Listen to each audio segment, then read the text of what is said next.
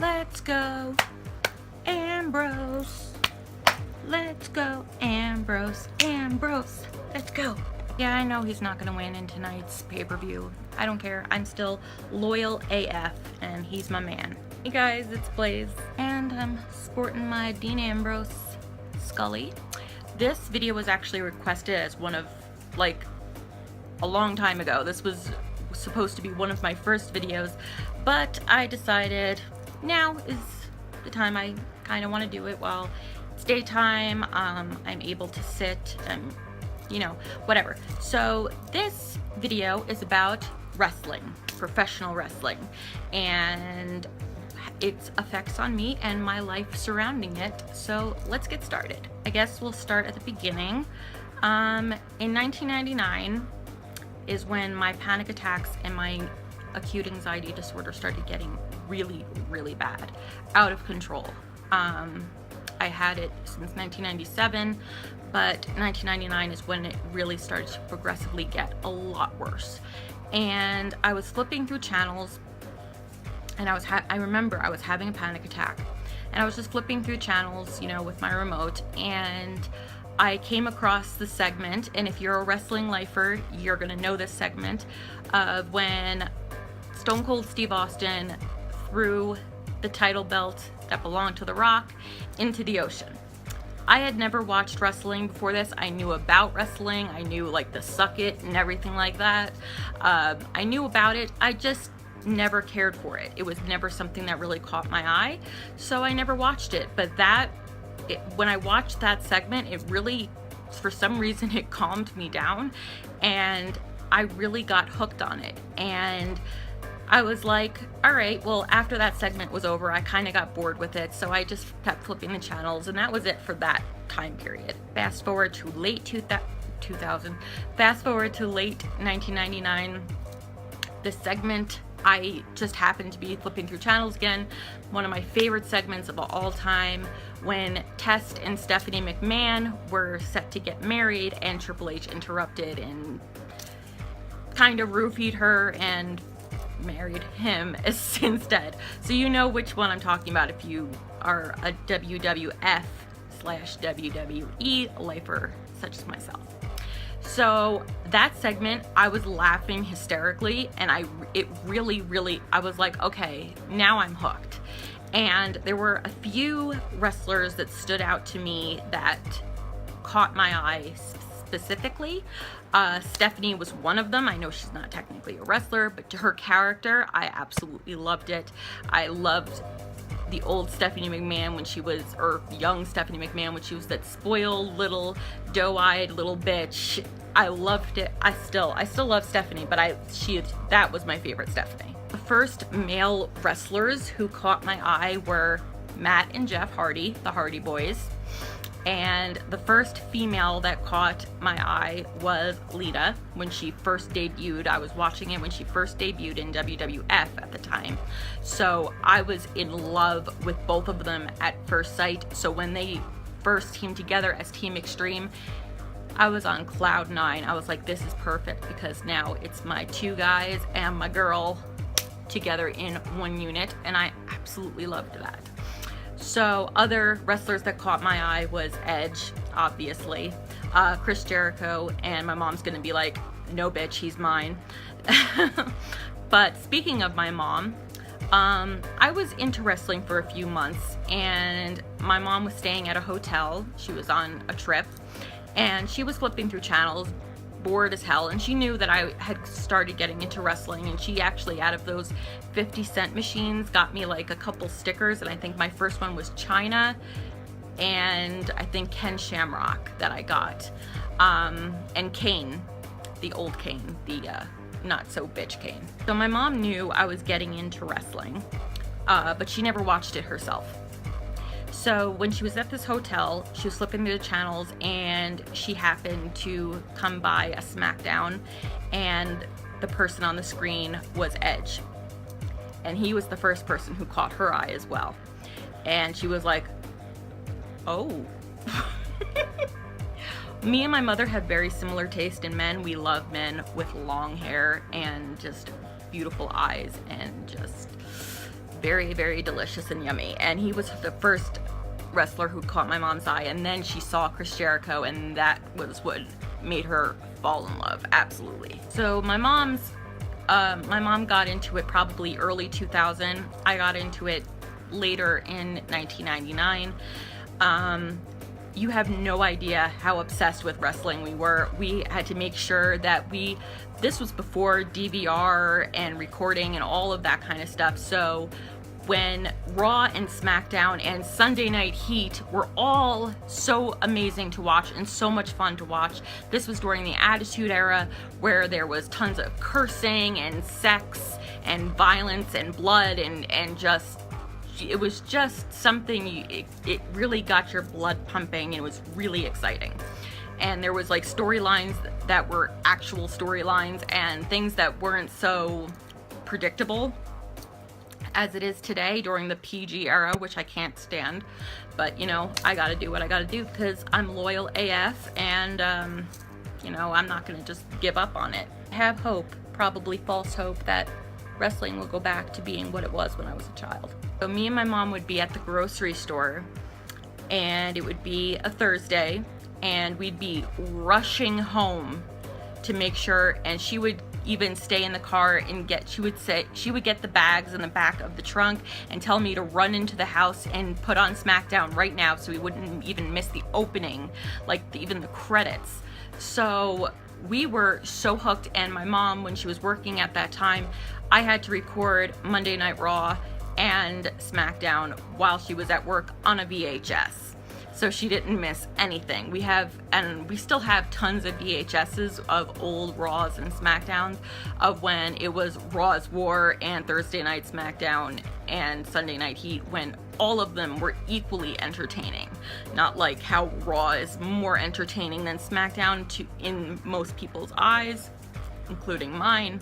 And even Sunday Night Heat was like better than the Raws that they have nowadays. So we were obsessed. And before the WWE network came along, we ordered every single pay-per-view. You have no idea how much money we put into all of this. Thousands and thousands of dollars on pay-per-views over the years before the WWE network came along. We would order every single pay-per-view. We would be stuck on that shit like flies on shit. So we were obsessed, we were in love. And then my first experience happened.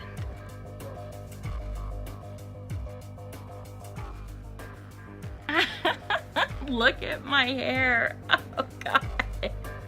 But that body though, I wish I still had it. The Hardy Boys had come to do a signing and meet and greet type thing on the Route 18 flea market by my house where I lived in New Jersey. And I cannot tell you, waiting on that line, we waited online for like 2 hours. And my mom actually had one of those old VHS video cameras. And when I get a VHS player, when I get a VCR, I will record this so I have proof so I can show you. We were taping them before we got to actually get up and meet them. It was me, my mom, and my sister was even into wrestling at this point in time.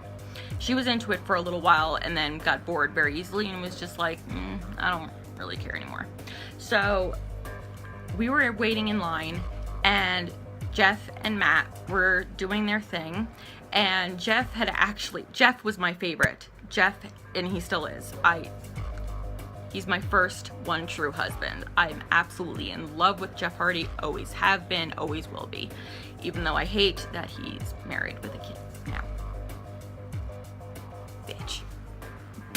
Anyway, so my mom is taping with the video camera, and Jeff is eating a cheeseburger. I remember it, and I was like, because I wanted to take the wrapper from the cheeseburger, and I actually wanted to ask him if I could keep it. I'm not creepy, I swear. Who might try to kid? I'm creepy as. Anyway, he was also painting his nails with a Sharpie. Pure Jeff Hardy. And he looks directly at us and in the video camera and goes, Okay? I was 11 years old, and I think I may have had my first orgasm when he did that, and I saw that he did that for me. So the whole time that we're online, I am having so much anxiety because I am so excited, and I'm like, oh my god, I'm meeting my heroes. I'm meeting the Hardy Boys. I'm meeting Jeff. Oh my god. So I get up, and I'm like speechless, and I just freeze.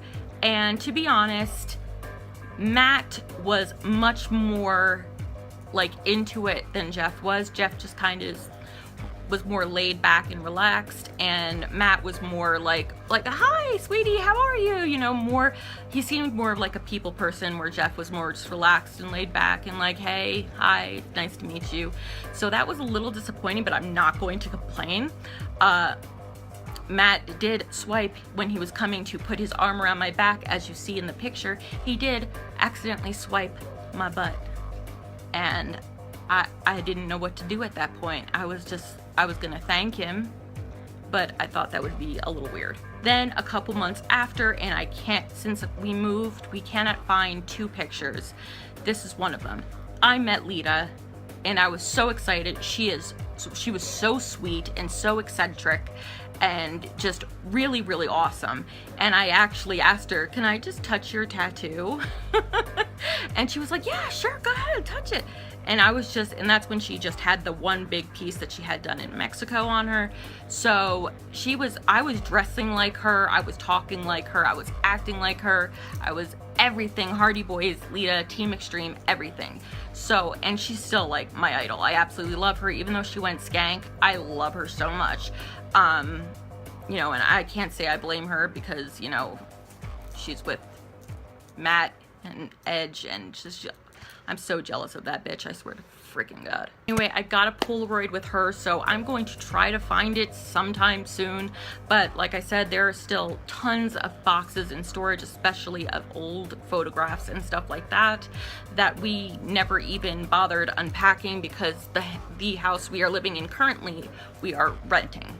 So we didn't unpack anything that was unnecessary.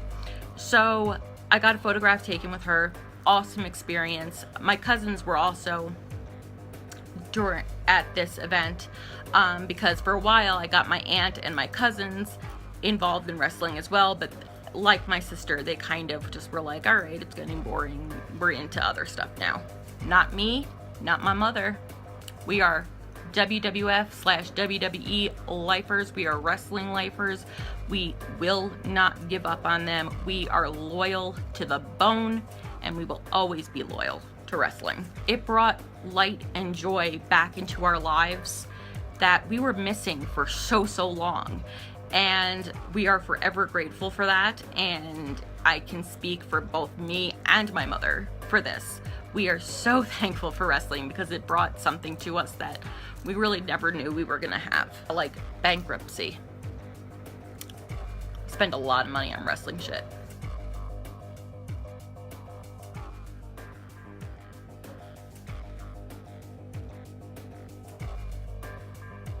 Oh my god, again, that hair. So that was the photograph in the same place when I believe I just turned 12, of me and my sister meeting Too Cool, Grandmaster Sexay, and Scotty Too Hottie. That experience was awesome. We loved Too Cool. My sister loved Too Cool. I definitely have to say Scotty was snotty. He was not into it at all. He barely even shook our hands. He just wasn't really into it. But Grandmaster was so amazing and so funny and so cute. And my younger cousin Maddie, when she was little, that was like her first major celebrity crush, and she actually went up to him when she went to go meet him and asked if she could marry him. And she was like crying and laughing and giggling, and he said, when you're 18, I will marry you only if you promise to wear goggles all of the time. So I thought that was just so adorable. She's like 25 now and engaged, but you know, not to Grandmaster, so he did not keep his promise. So I will. He promised You promised. Shame on you. Then the other photo that we cannot find at the moment, which is just heartbreaking. Me and my mother went and met Chris Jericho at the same place, Route 18 Flea Market, for the first time. He was wearing one of his jerseys, his hockey jerseys, with his name on it. And we went up, and he is just so funny. He was blowing his nose, and like with Jeff and the burger, my mom was gonna ask if she could have a tissue. We went up, he was like, hello, let me shake your hand while I blow my nose. And my mom just kind of was just frozen, and I was laughing, and he was so sweet and so personable. And you know, he actually took time with every person to thank them and to get to know them and get their names and everything like that. And he was very, very sweet. And this is when he still had that long hair and put up that tiny little ponytail up top, which me and my mother think that's when he was his most beautiful. And that he was just an all-around awesome person to meet. They say never meet your heroes. He's a hero to me and to my mother, and I'm glad we met him not only once, but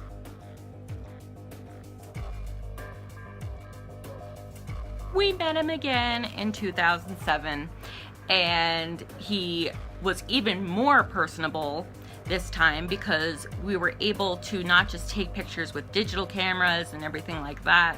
So it was a lot better in 2007 to meet somebody than back in 2000 when there wasn't really a whole lot going on. So he was doing signings for his new book that had come out. And this was at a Barnes & Nobles, or it says a Borders. I think it was Borders. Yeah, Borders. So he was promoting his new book that he came out with. So my mom bought 2 of them, one for her and one for a friend that she used to have. Bastard. Anyway, so he was doing pictures and signings, and with the last one he wasn't doing signings, he was just doing pictures. So we actually brought the old Polaroid for him to sign that we took back in 2000 with him. And we were talking and everything like that. He took, like, it seemed like it was like an hour, but I want to say about a good 6-7 minutes talking with me and my mother, you know. And he saw the picture and he was like, oh my god, you've grown up so much. He's like, oh my god, look at that hair. And I was like, yeah, I know, I wish you would grow it back. We were just goofing around, and he was so sweet and so nice, and he promised that he would meet us again. He even has it in writing on that Polaroid that he was going to meet us again. And it's been over 6 years, Chris, and you haven't come and seen us. So, you know, we take that shiz to heart. So since then, we haven't met any wrestlers. My sister did. We got there just too late, but one of her favorite wrestlers was Molly Holly. And we got there, and she actually wrote a letter for her, and she gave it to one of the security guards, and the security guard said that he would make sure she got it, which was sweet and great. And a few weeks later, she gets a letter in the mail from Molly Holly, signed as Nora, but she wrote this whole long, handwritten personal letter to her saying that she was sorry she never got to, you know, meet her, and how inspiring her letter was to her, and how happy she was that she was more proud that she was more of a female wrestler and not a diva, and not, she was, you know, because she didn't get the implants, she wasn't fake at all. So my sister admired and loved that about her, and so did I, but my sister, you know, more so. And she signed it with her real name. She's like, here's the autograph. I'm sorry that I got to miss you, so here's your autograph.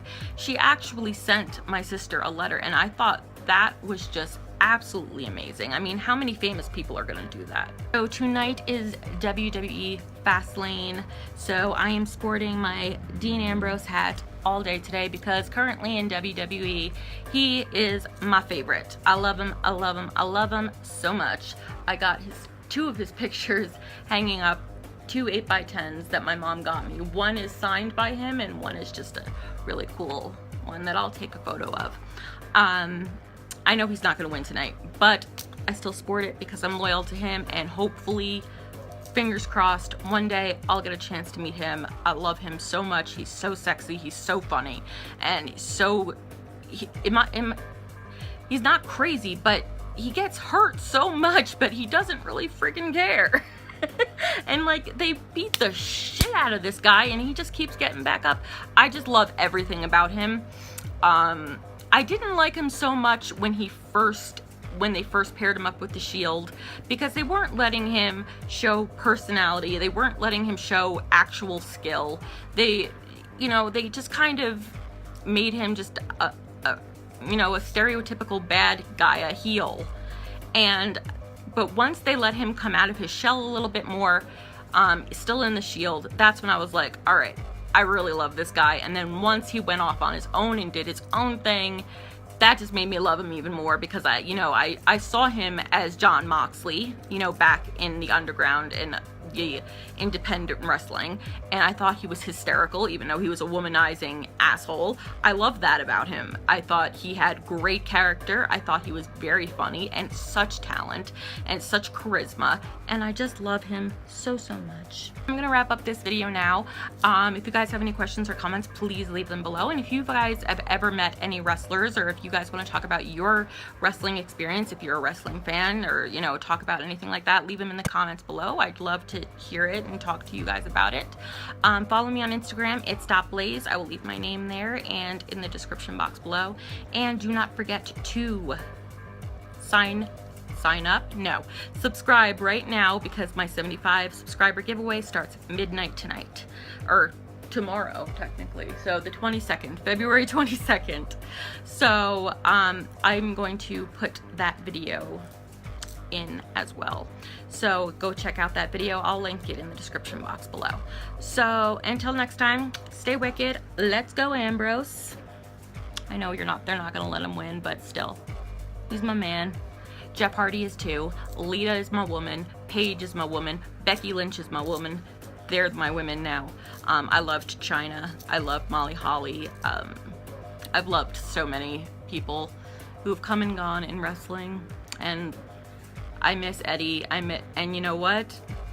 I miss Chris Benoit, and if you've got a problem with that, I don't care. Chris Benoit's body might have done it, but his mind did not. So that was not Chris Benoit who did that. He was not responsible for that. I'm not saying he's innocent. I'm not condoning what he did at all. But he had the brain of an 80-year-old Alzheimer's patient, and he snapped. He was sick. And that was not who he was. So I'm not going to get into that right now. So if you have a problem with me loving Chris Benoit as a competitor and as a person that he was, I'm sorry. But do not leave in comments, oh my god, how dare you love a murderer? It's like loving Ted Bundy. Are you out of your mind? No, it is not. Okay? It is really different, and you need to do your research. Ow, I just went crazy bitch there for a second. So thank you guys for watching, and until next time, stay wicked and subscribe now.